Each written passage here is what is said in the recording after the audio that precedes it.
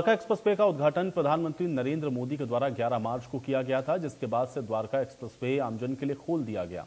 अब द्वारका एक्सप्रेसवे पर देश का पहला सैटेलाइट टोल टैक्स लगने जा रहा है, जिससे लोगों को टोल टैक्स पे गाड़ी को रोकने की जरूरत ही नहीं पड़ेगी और बिना गाड़ी रोके ही टोल टैक्स फास्टैग से ऑटोमेटिक कट जाएगा।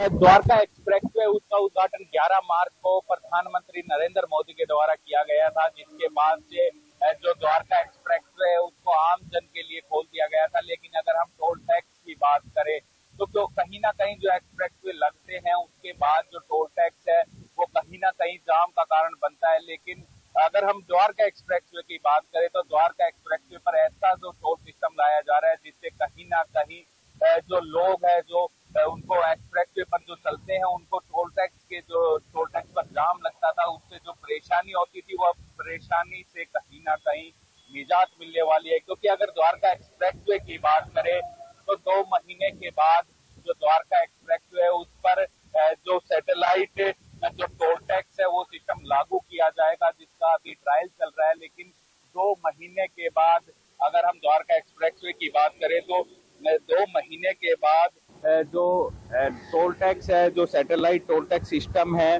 वो इस पर लागू कर दिया जाएगा। अभी अगर हम सैटेलाइट टोल टैक्स की बात करें तो वो अभी सिस्टम में बेंगलोर मैसूर हाईवे पर उसका ट्रायल चल रहा है। लेकिन द्वारका एक्सप्रेसवे एक ऐसा एक्सप्रेसवे रहने वाला है जिस पर पूरे भारत में पहला नंबर का एक्सप्रेसवे जिस पर जो सैटेलाइट टोल सिस्टम है वो लागू किया जाएगा। तो कहीं ना कहीं जो द्वारका एक्सप्रेसवे है वो लोगों के लिए काफी फायदेमंद रहेगा। क्योंकि अगर हम बात करें जो सैटेलाइट टोल सिस्टम होता है वो इस तरीके से होता है कि आपने जहां से अपना सफर द्वारका एक्सप्रेसवे पर शुरू किया, उसके बाद जहां पे आपने द्वारका एक्सप्रेसवे से उतरे तो वहां तक का ही आपका टोल लगेगा, वो ऑटोमेटिक आपके फास्टैग से डेबिट होगा।